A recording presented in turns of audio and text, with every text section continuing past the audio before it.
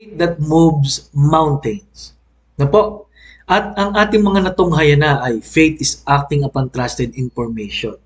Ang ibig sabihin po niyan, hindi ako basta bahala na. Siguro mangyayari, hindi po.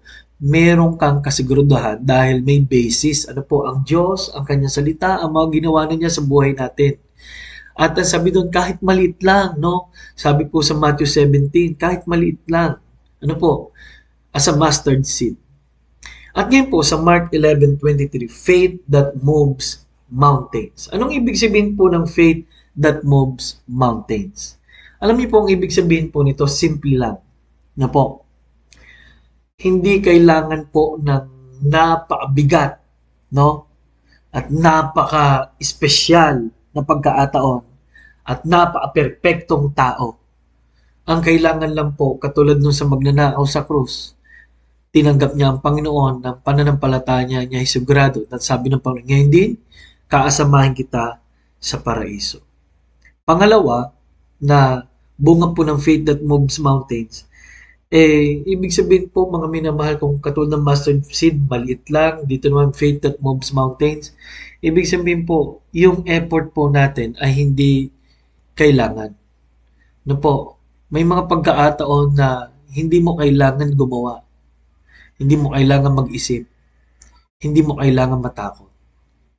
Kailangan mo lang ay pananampalataya. Pangatlo po, na implikasyon po ng faith is hindi mo kailangang kumbaga nga, hindi mo kailangang gawin ang lahat. Ano po? Subukan lahat. No? Ang kailangan mo lang po ay manalangin ngayon sa Panginoon at tulungan ka. Faith that moves mountains. Nawa po ay mga naaral po nating ito ay inyo pong laging mabalik-balikan. Ano po? Ang kabaliktaran po ng faith ay fear. Tatandaan po natin yan. Ang faith po ay, ang tanging direksyon niyan ay pataas. Ang tanging entity po ay ang Diyos. No? Nakakalungkot po ngayon ang mga tao may kanya-kanyang faith, no, na hindi nila maintindihan. Paminsan faith healer, paminsan ay faith doon sa pera. Pero ang tao po dapat niya maintindihan is have faith in God. No? Isa lang po, have faith in God. No? Pangatlo po na isa pang bagay na tungkol sa faith na mali, no? Okay? Ang mga faith po ng tao, naisip po nila na naabase po sa tradisyon. Ano po, na kung ako'y magsisimba, mahalaga po yon. Pero tatandaan niyo po, unang-una po ay yung relasyon natin sa Diyos. Ang sumisira po ng anumang gawa ng Diyos ay fear, at ang sabi po ay unbelief. Pangatlo po, ang sumisira po sa relasyon natin sa Diyos ay kasalanan. Wala na pong iba pa. Ano po?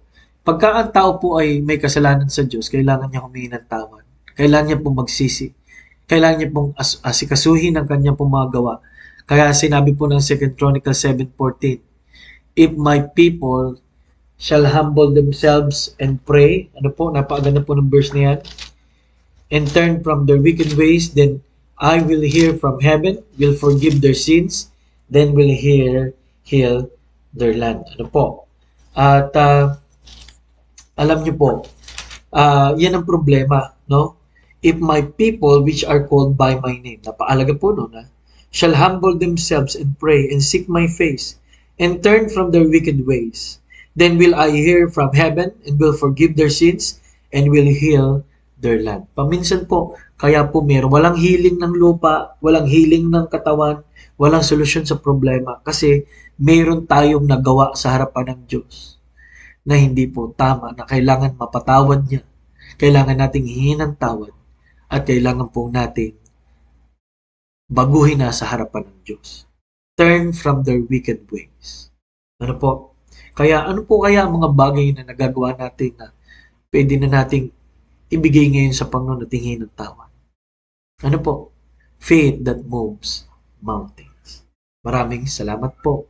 At nawa po, subaybayan niyo po ang kasunod na bahagi po ng faith that moves mountains.